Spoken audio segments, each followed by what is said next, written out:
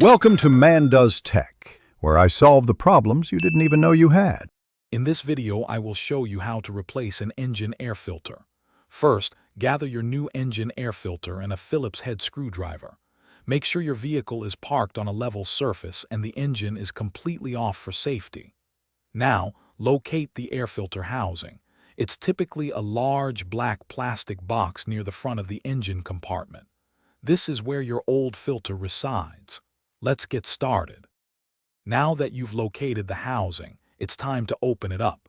You'll usually find several retaining clips or screws holding the top half in place. Use your Phillips head screwdriver to loosen any screws, then unclip the clips. Gently lift the top half of the air filter housing.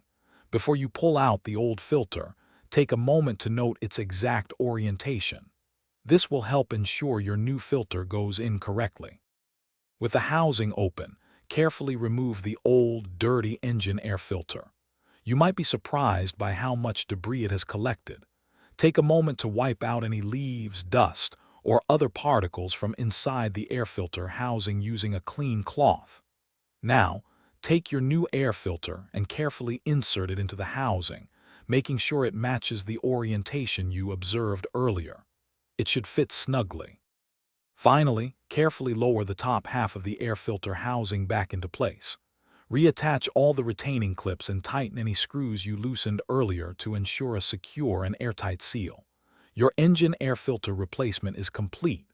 Remember to check your owner's manual for recommended replacement intervals, typically every 12,000 to 15,000 miles. Also, check the description for a link to Little Trees, Black Ice, and other great deals. Thanks for watching. Thanks for watching. If you found this helpful, don't forget to like and subscribe.